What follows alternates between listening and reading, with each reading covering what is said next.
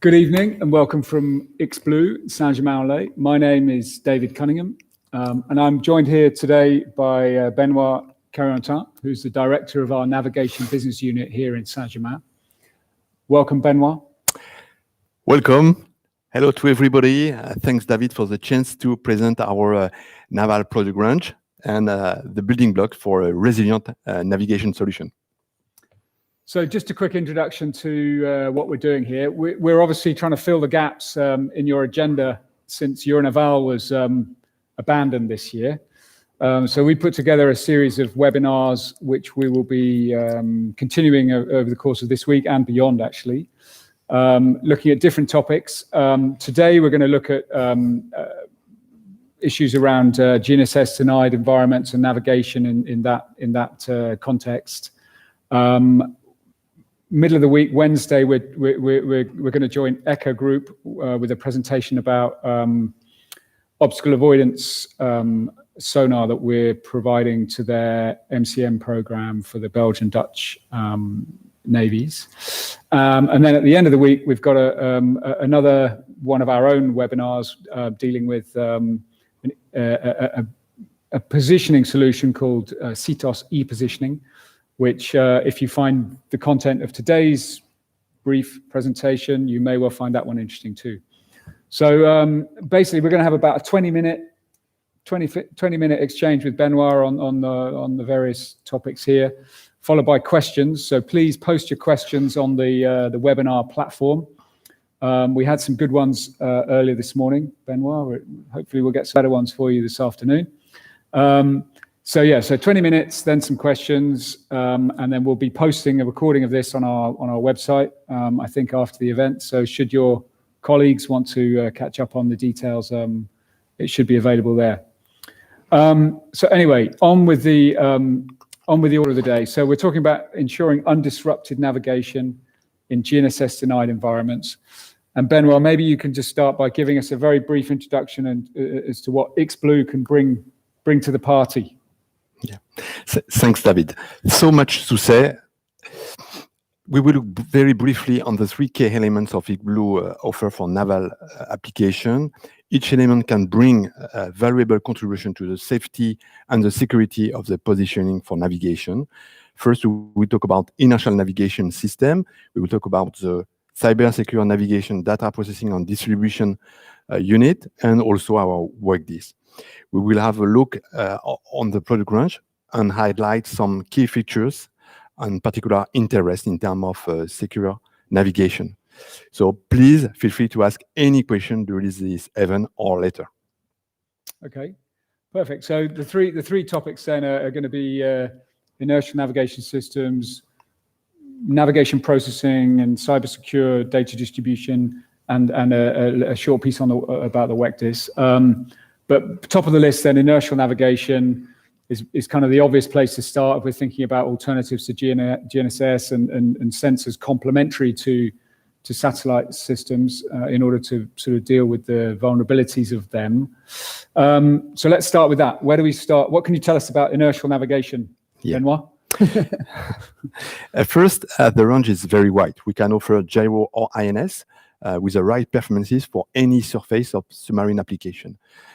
Every system coming from iXblue are built with iXblue fog technology, offering reduced costs for the ownership, absolutely no maintenance through the life cycle, thanks to the unlimited life time with extremely high MTBF. All iXblue products are easy to integrate and operate, thanks to the common interface available for across the range. It's European made in France. We are so proud to be able to deliver this type of system. And for the submarine market, one key element is the silence of this technology. Okay, so we'll have a quick look at the range here, but we're joined in the studio here by a Marin's M7, just to get the scale of what we're talking about here. So the M7, M8, M9, the higher range units all look like that, basically. So let's have a look at the range. What have we got? What what have we got from gyros to the M11? Yeah, for the naval applications, we starting with the quadrants to the M11, we offer a complete range of inertial system. Very quickly, I will mention the lower specification unit, which are dual use and CUTS product.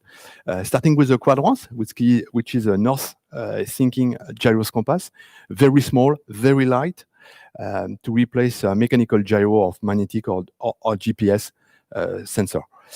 We recently sold to FMV, for the Swedish Navy, a large number of quadrants unit. With the octants, today it's the fifth generation of the octants. It's an attitude on aiding reference system. We delivered several thousand units worldwide. The octants offer a very accurate information, aiding roll pitch and speed within a very short time. Our first INS is a fins. Very interesting product, very small, very compact, compatible with many type of naval vessel. Yeah, sure. A little tiny 20 centimeter cube, and as you say, fitted on a huge range of different naval platforms. And so that product itself is used very widely in the commercial space as well, in commercial applications, and it is kind of really easy to integrate. And many people are integrating it with DVLs, and including naval customers now using that as a position reference in coastal areas as a backup to the vulnerabilities of GNSS. So an INS and a DVL is a really powerful solution. So let's put those lower spec units to one side and talk about the real subject here, which is Marins, the Marins range, and so explore the benefit of putting a high-grade INS at the heart of your navigation solution. Benoit. Yeah. In fact, the Marine series inertial navigation system offers the most accurate positioning available and can be seen as the first line of defense to counterattack any compromised GNSS environment. By definition, an INS will continue to navigate without external reference, but Marines can also assist in detecting erroneous GNSS data if it's not coherent with his own model over all situations. In most of the situations, the Marines is used in a redundant configuration for additional security. But let me start by the story of the Marines. So, because it's with some colleagues, it's our babies within iXblue. In fact, the Marines is a result of a very interesting activity on the space application. We use inside the Marines or development or ruggedized solution developed by iXblue, offering a very precise sensor inside the Marines. So the Marines took the benefit of those building blocks developed for the space activity. So the result is a very, very robust solution for inertial navigation system in every environmental conditions. The first Marines was the M5, launched in 2008, something like that, with the performances 1 nautical mile within 24 hours, within a free inertial navigation. Today we can offer further than that. Yeah. So so 1 nautical mile in 24 hours, and that's it's a good story. It's a great story. But where are we now with the range today? I would say a fantastic story. We've David. gone a bit, okay. Yeah. The Marine range has grown, and now we offer 6 different versions of the Marines, starting with the M3, which is 1 nautical mile, 12 hours, to the M11, which is 15 days, so 360 hours, to match the requirement of any platform requirement in GNSS-denied. iXblue now offers the largest range of INS worldwide, proven, mature, thanks again to the space benefit, and available off the shelf. In fact, the higher performance model, starting with the M7 to the M11, offer today the highest performance available in the world with 15 days, 1 nautical mile accuracy, position accuracy within 15 days. Today, all Marines model benefit from the accumulated years of return of experience, which have allowed iXblue to optimize the inertial navigation algorithm. As you know, the algorithm is a key of the performances, one key of the performances, and when associated to wonderful, I would say, sensor, and iXblue is able to propose wonderful sensor, it's a key of performances to increase performances, and the M11 is one result of the excellent performances. Yeah. So so that you touch on a few points there about sensors, about algorithms, and about the different elements that go into these systems. But maybe you can explain a little bit, Benoit, about how iXblue has managed to go from a 1 nautical mile in 24-hour system to something now which will navigate for 15 days with the same performance. How is that possible? Yeah, thanks, David. We will talk about vertical integration, which is available within iXblue. An example is thanks to the scalable possibility of this technology. So we're able to improve the performances by an adaptation of the sensor, which is the solution we apply within iXblue. And again, we use exactly the same electronic for all the naval range product. We give us a chance for very, very good retakes on board based on the experience within this technology. So thanks again to the vertical integration, which is one key technology master in the various business unit of the company. Marines is built with a 20 millimeters diameter skull, so it's a coil, something like that, with some kilometers of optical fiber, developed by iXblue, so it's a homemade optical fiber, very high performances, and this fiber has been developed specially by iXblue for the gyroscope, and thanks again to the vertical integration within iXblue. Typically, the performances available with a fog gyroscope is, for the specialists, we will talk about bias and scale factor. So it's a 10-5, 10-6, and very few ppm for the scale factor. iXblue has also made advance by continuing the support of demand in space application where reliability is very important and not optional. Yeah. Okay. So the fog, it's the gyroscopes in these products, which are the kind of differentiator. So as we go upscale, we get more and more precise rotation sensors, essentially. And those gyros are produced completely in-house, 100%, with the fiber and the integrated optical circuits and so on being produced in-house. What about accelerometers, Benoit? Obviously, these INS systems all use accelerometers. Are those also iXblue in this range of products now? In order to be, I would say, fully independent for our navigation range, so we decided to develop our own accelerometer compatible to the performances we want to reach with the naval range product. So today we have our own accelerometer, very accurate, developed by iXblue and fully available to reach the performances we need with the naval product range. And also all the sensors available within iXblue give us a chance to be very secure in terms of production, and all our technology are non-ITAR, so we are absolutely ITAR-free for the technology proposed by iXblue. Okay. So iXblue accelerometers fitted to the latest range of INS. So anyway, let's finish with the INS. Just quickly, a couple of words on references. Where is Marins deployed these days? What's the story there? We already delivered many hundreds of Marines, and many of them, or most of them, are already operational on both surface and submarine application.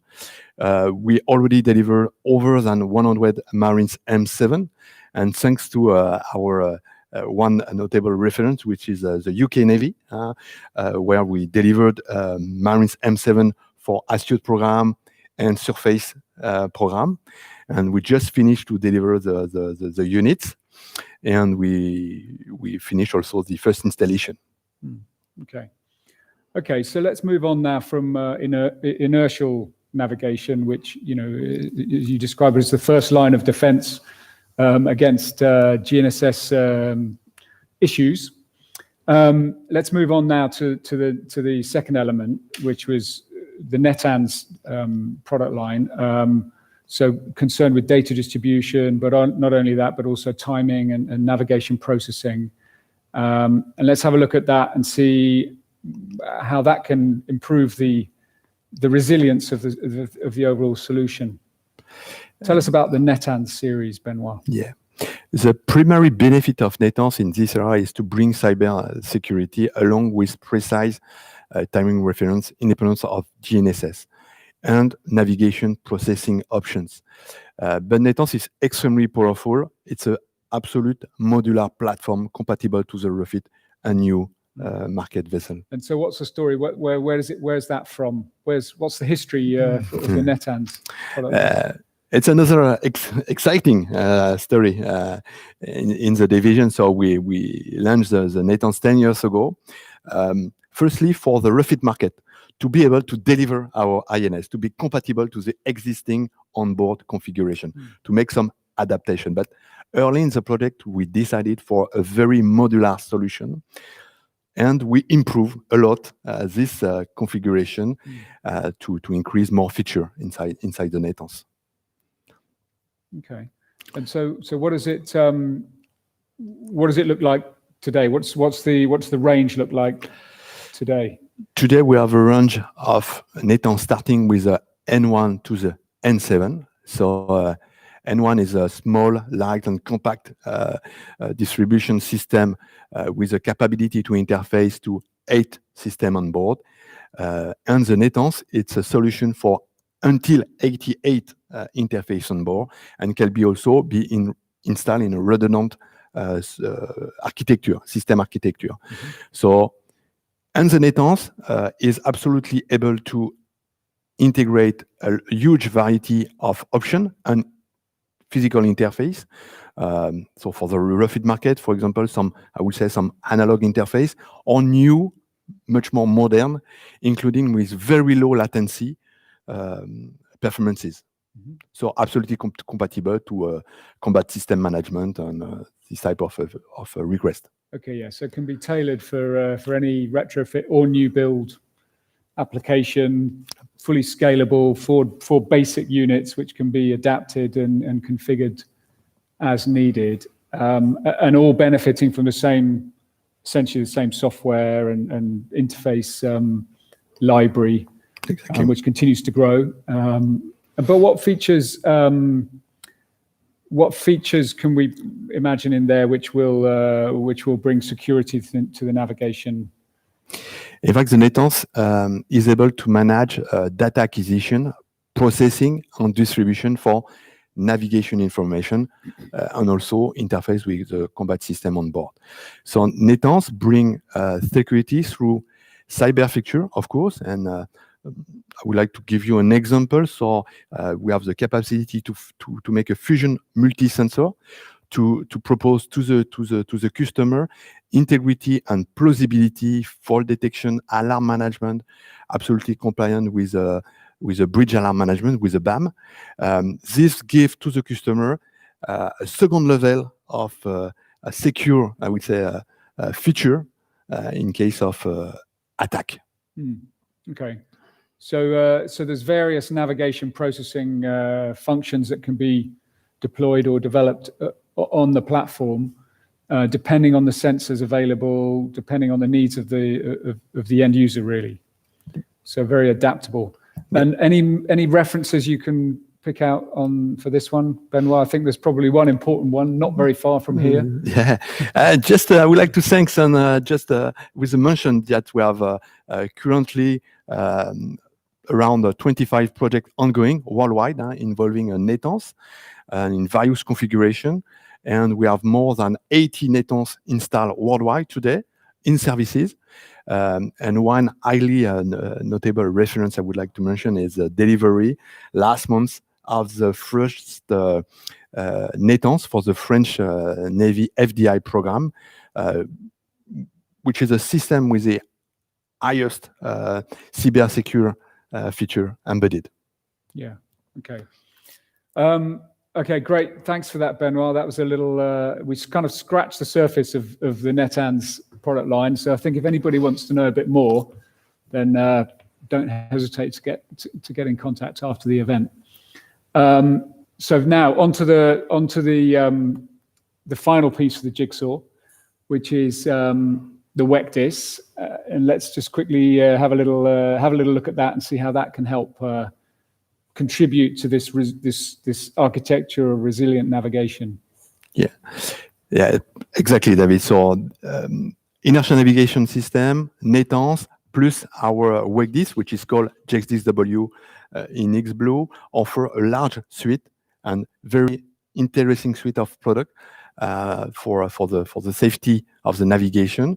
And the Wectus, the iXblue Wectus is used across the French Navy fleet and also a number of other Navy worldwide. The software is very mature, so takes the benefit of more than 15 years of experience on board. It's a standard compliant product and continually support and develop, improve with new feature. To give you an example, so there is an example on the screen. We provide a very powerful 3D representation and GSI feature on the system with the JXD system. And what other features could we, I mean, I'm not sure we can show everything on the screen here, but what other features can we, can bring benefit to the navigator in real time? Maybe the most interesting will be the pool of error.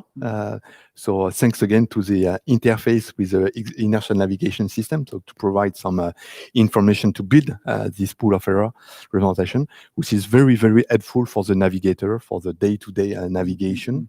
So this feature takes the benefit of all the knowledge of iXblue, all the suite we are proposing for navigation. Yeah, okay. So the Wectus is really the environment where all the positioning data and the quality aspects of that positioning data is visualized and managed in a real-time basis.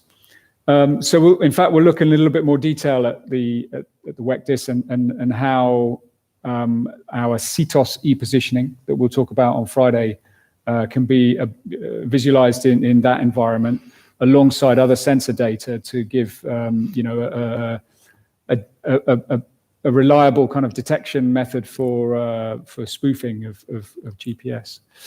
But we'll so if you can be with us on Friday, then we'll come and see that.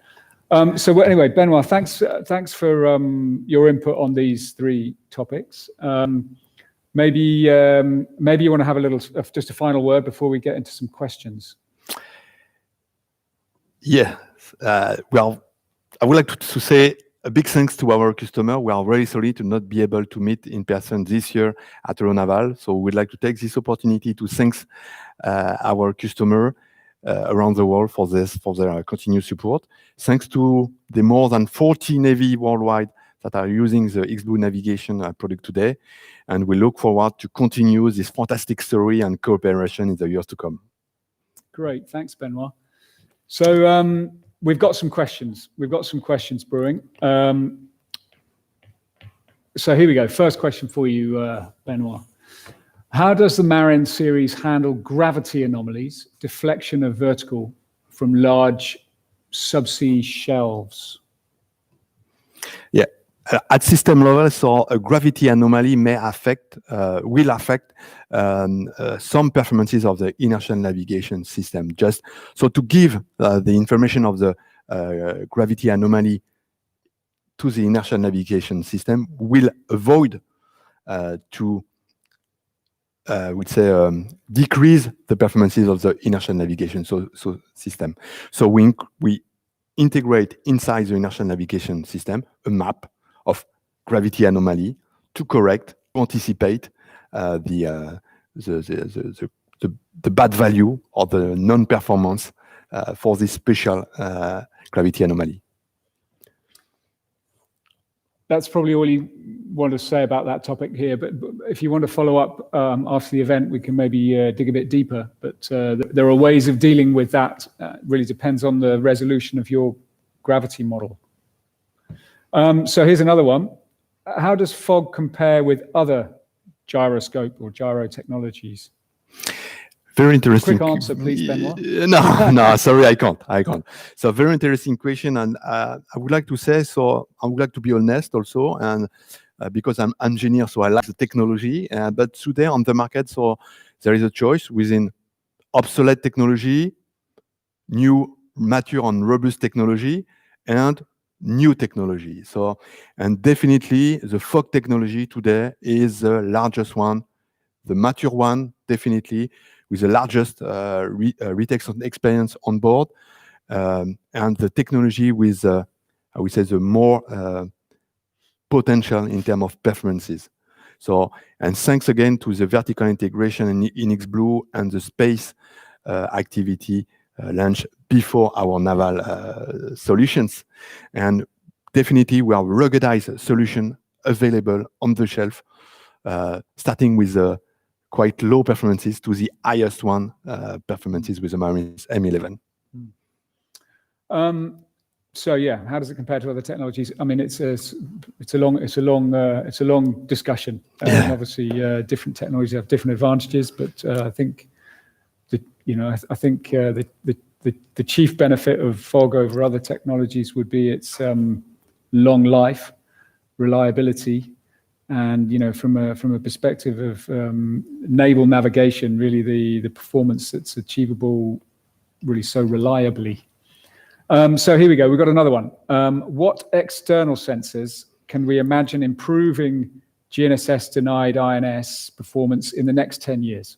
There you go. You've got to get your crystal ball out. Tell us what's happening in the next 10 years. It's exactly the subject of today and the next session for Friday, because we will present you what our solution for resilience, which is based on fusion multi-sensor to improve the value, the integrity of the navigation solution. So we will talk about radar fusion, integrity, bathymetry, gravimetry, vision, and so much possibility to be fusion at system level to improve the resilience of the navigation solution in case of GPS denied. Yeah, so I think satellite systems, they're not going away, are they? But people are obviously focused on the vulnerability of them and looking at other solutions. So clearly inertial navigation can play a role, but it's not, again, in itself, it's not the only, it's not the single answer. So we imagine a mix of solutions bringing the result. Yep. Including satellite systems, including radio navigation systems, potentially, including celestial navigation, and of course, dead reckoning and fixing in a conventional set with a compass. And maybe a bit of celestial navigation, Benoit. What do you think? Looking at the stars. Yeah. Watch this space. Okay, another question for you. Is it easy to adapt Netanz to my ship sensors and architecture? This is the objective of the Netanz, so to be a modular, to be absolutely able to adapt to any configuration. So as I said earlier, so inside the Netanz, it's possible to use many possible interface to interface refit or modern vessel. And so feel free to ask iXblue. We have dedicated team to help customer to develop architecture for refit market or new vessel. So feel free to contact iXblue for any support in your design and for your architecture. Okay. Couple more questions. What about how can Netanz play a role in cybersecurity? Yes, in fact, inside the Netanz, so we're able to compute some information to develop, to propose to the customer an indicator of integrity and plausibility of the information. So by fusion, by computation inside the Netanz, we propose a reply to this CPI, cybersecurity. Okay, I think I understand. Looks like the last question, but maybe we'll get some more. But there's a question saying, yeah, can INS be fooled by false information? Yes, it's a way possible, but we have developed a very ruggedized solution inside the inertial navigation system. It's embedded in the full range of iXblue products, starting with the quadrants to the Marines M11. So I would say yes, it's a way possible for some special case, but the solution embedded inside the inertial navigation system is very robust to this attack. So I will not explain it, but it's possible to give you much more detail, absolutely. But it's very robust. Okay. Well, thanks, Benoit. That I think is the end of questions. Yeah, that's it. So if any more come to mind after the event, then let us know. We'll be happy to field them later. Don't hesitate. Well, thanks, Benoit. Thanks for joining us this afternoon. Thanks for your answers and the information. Goodbye to all, and thanks for attending to the webinar. See you soon. Great. So finally, what I'll do is say thank you very much for attending. As I say, if you've got any more questions, don't hesitate. We will be carrying on the series of events this week and beyond.